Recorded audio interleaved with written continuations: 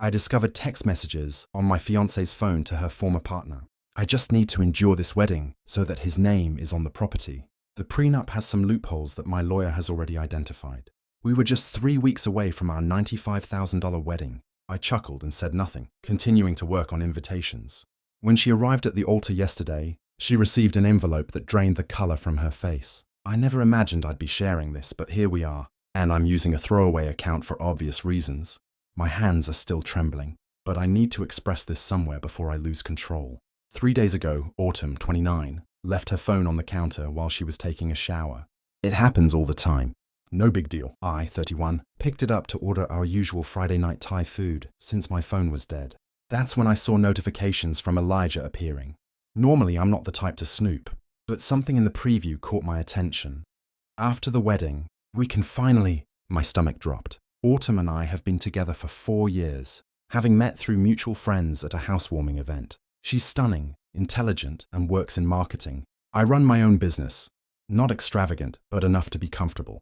We got engaged last year and bought a house together 3 months ago, mostly with my savings, our $195,000. Wedding is happening in precisely 3 weeks. Yes, you read that correctly. $95K. My parents contributed $120,000, which I plan to repay eventually, while her family added $15,000, and I would cover the rest. Autumn wanted the works. A venue at a historic mansion downtown, a 7-tier cake, those fancy ghost chairs, the whole Instagram-worthy setup. I went along with it because I believed she was the one. Back to the phone, I did. What any rational person would do. I opened the full message. And there it was. 4 months of conversations between her and Elijah, her ex from college, whom she insisted was just a friend. Let me share some highlights that are ingrained in my memory. Autumn telling him she just needed to get through the wedding, so my name would be on the house paperwork. That we would finalize refinancing right after the honeymoon. Him inquiring about the prenup I insisted on to protect my business, and her boasting that her lawyer had already identified loopholes they could exploit. They were literally planning meetups after we were married because apparently I worked too much and wouldn't notice. She laughed about how I was financing this lavish wedding while she plotted to take everything from me. I read for almost an hour, engrossed in the messages, not even hearing the shower turn off. I nearly jumped out of my skin when Autumn walked in, asking if I had ordered food yet. I somehow managed to act nonchalant, returned her phone, and said the app was malfunctioning so I would use my laptop. The rage I felt sitting across from her while she talked about centerpieces is indescribable. 4 years of my life with someone who was just biding her time to cash in. That night I couldn't sleep, watching her breathe, looking so innocent. While I reflected on every moment I thought was genuine. The proposal at the lake, where her family has a cabin house hunting together, and planning our future children's names. The next morning, I called my friend Heath, who works in IT, and had him come over while Autumn was at brunch with her bridesmaid. He helped me screenshot and back up everything, then showed me how to cover my digital tracks. Heath's expression when he read those messages was one of utter disbelief. The financial damages so far are staggering.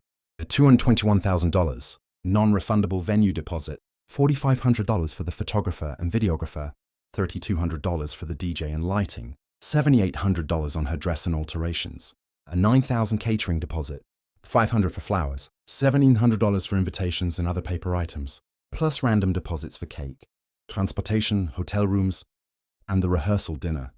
That doesn't even include the $142,000 balance due on the wedding day, or the $12,000 honeymoon to Bali, or the new house where I put down most of the $60,000 down payment. And here's the kicker. I can't just cancel everything, because some vendors have clauses stating I'd still owe the full amount. We're so close to the date that I'd lose nearly everything I've paid. So, I've decided on another course of action, something she'll never see coming.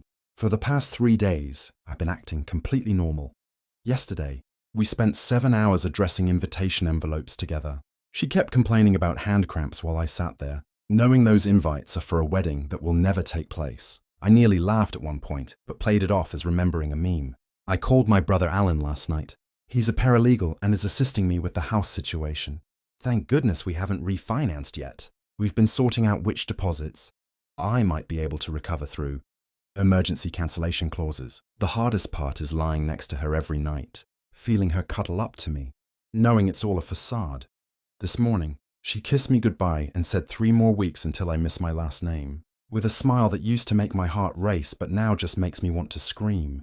But I'm not confronting her, not yet. Remember that envelope I mentioned? The one that will be waiting at the altar? I've started preparing it. When she opens it on our wedding day in front of everyone we know, let's just say her expression will be priceless. I never thought I'd be the guy in a story like this. I'm not looking for advice on whether to go through with this. My mind is made up.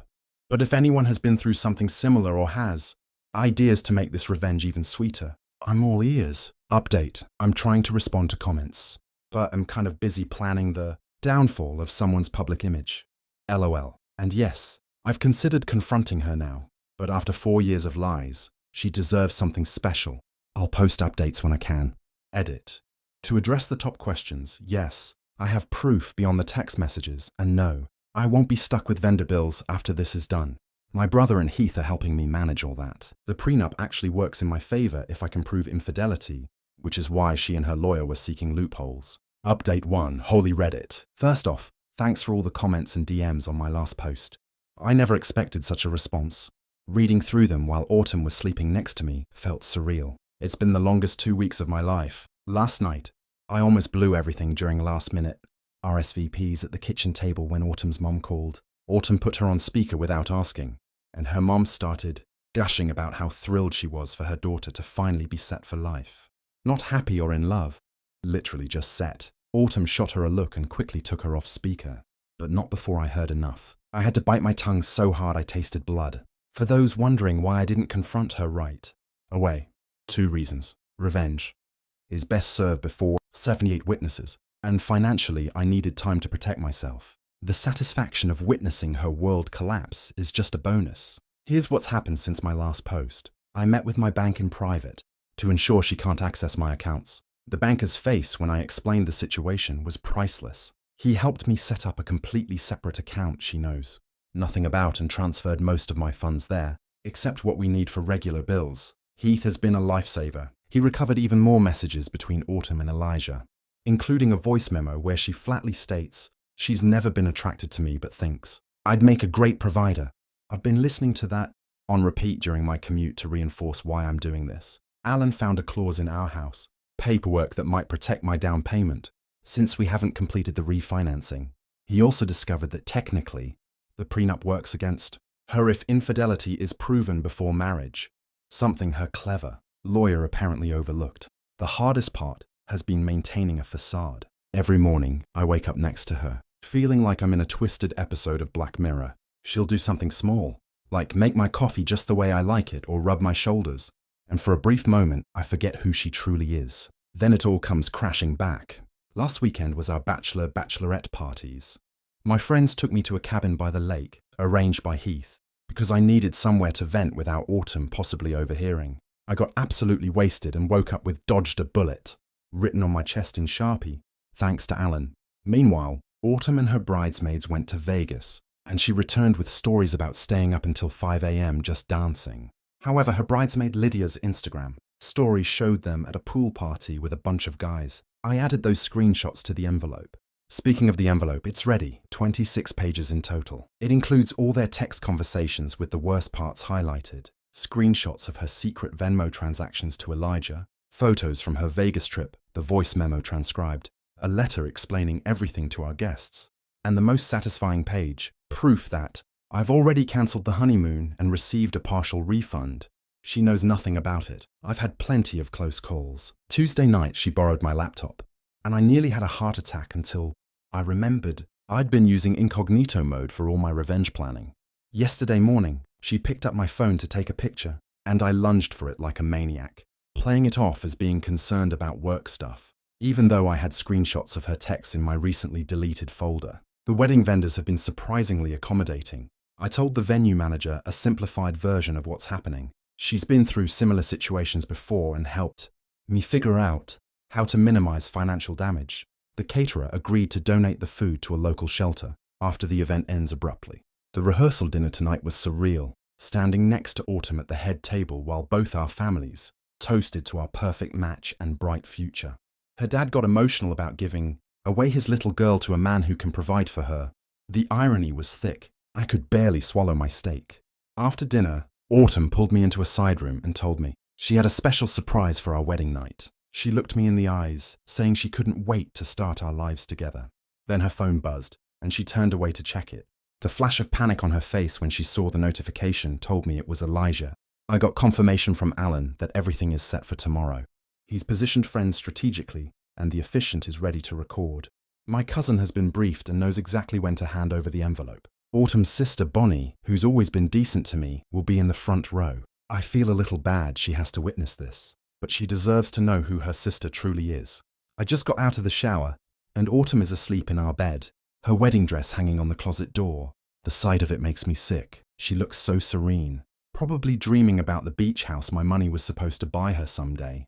Tomorrow at 3, that dream ends. The strange thing is, even with all the anger, there's this hollow feeling in my chest. 4 years gone, the future I envisioned erased. After tomorrow, I'll need to rebuild everything I thought I had, but at least I'll be free of her lies. My tux is pressed. The rings are on my nightstand. I'll be returning hers and keeping mine, as a reminder to never be this foolish again. The envelope is in Alan's possession. There's nothing left to do but try to sleep.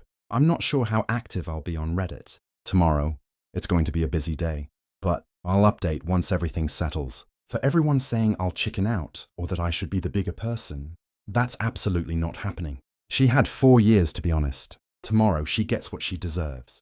Heath just texted to say he's outside with my car keys. I'm crashing at his place tonight, leaving a note saying I'm following the tradition of not seeing the bride before the wedding. I really can't stomach another night of pretending. As I pack a quick overnight bag, she stirs and mumbles something about loving me. The audacity is almost impressive. In 24 hours, everything changes for both of us. Edit. Wow, this blew up even more than my first post. I can't respond to comments right now. I'm about to head to the venue. The next time you hear from me, it'll be over. And for those asking if I'm nervous, yes, but backing out isn't an option. She made her choice. Now I'll make mine. Edit 2. For everyone asking about a live stream, it's not happening. But trust me, you'll get all the details tomorrow. Adjusting my tie now and then heading out. Wish me luck. Final update. Hey Reddit, it's done. Actually done. I've been radio silent for 3 days, trying to process everything. This will be long, so grab whatever you're drinking and settle in. The morning of the wedding was oddly calm. I woke up at Heath's place, had coffee, and scrolled through all your comments. My phone was blowing up with texts from Autumn asking where I was and if everything was all right. I replied casually, saying I was getting ready with the guys and that I'll see her at the altar. Each message felt like dropping another breadcrumb, leading her to her downfall. I arrived at the venue early, a historic mansion downtown with massive columns and a garden where the ceremony was set up. Everything looked perfect. White chairs with those silly ribbon things Autumn insisted on, flowers everywhere, and a string quartet warming up. It cost me a fortune, but it was about to be worth every penny. Strangely, I wasn't nervous, not even a little, just empty, like I was watching someone else's life unfold through a window. My groomsmen were all there, Heath looking serious because he knew what was coming, Alan checking his phone to ensure our special guests were in position, and my other friends making the usual wedding day jokes. None of them knew what was really going on, except Heath and Alan. Guests began to arrive around 2, and I saw Autumn's college friends taking selfies by the rose garden, her boss and co-workers at the bar, and my side of the family looking uncomfortable in their formal attire, everyone smiling, excited to witness our special day. If only they knew.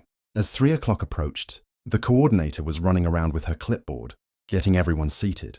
That's when I spotted Elijah slipping through the side entrance. Heath nodded to confirm he'd seen him too. This guy actually showed up to watch her marry me while plotting behind my back. Standing at the altar felt like an out-of-body experience. The officiant, my cousin, kept giving me meaningful looks, patting the envelope in his jacket pocket. The music changed, and the bridesmaids began their walk. Autumn's sister Bonnie glanced directly at me as she passed, and for a fleeting moment, I wondered if Autumn had confided in her. Then the bridal march began. Everyone stood, and there she was. Beautiful in that $7,000 dress with the alterations she complained weren't quite right. Her hair perfect, makeup flawless, and a fake smile plastered on her face. Her dad looked proud as he walked her down the aisle. If you didn't know better, you'd think this was the happiest day of her life. As she got closer, I could see her scanning my face, probably trying to figure out why I looked so calm. No nerves, no joyful tears, just cold determination. She reached the altar. Her dad kissed her cheek and placed her hand in mine. Her fingers were ice cold. My cousin began his speech about love and commitment, but I wasn't listening, just focused on Autumn's face, memorizing every detail. The way she kept glancing at the third row where Elijah sat, the slight tremor in her lower lip when she looked back at me. She sensed something was off but couldn't pinpoint it. Then came the moment my cousin said there was something we needed to address. Before proceeding with the vows, he pulled out the envelope and handed it to Autumn. She looked confused, glancing from me to the envelope, asking what this was. I just nodded for her to open it. The color drained from her face in real time, like watching a glass of milk slowly spill across a table. She flipped through the pages, her hands shaking harder with each one. When she reached the transcribed voice memo, the one where she literally says she's never been attracted to me, her eyes widened. The guests began to grow restless, whispering. Autumn looked up at me, then at Elijah, then back at the pages. That's when I took the microphone. I kept it simple, telling everyone I discovered my fiancé had been scheming to use me for financial gain with her ex-boyfriend sitting right there with us.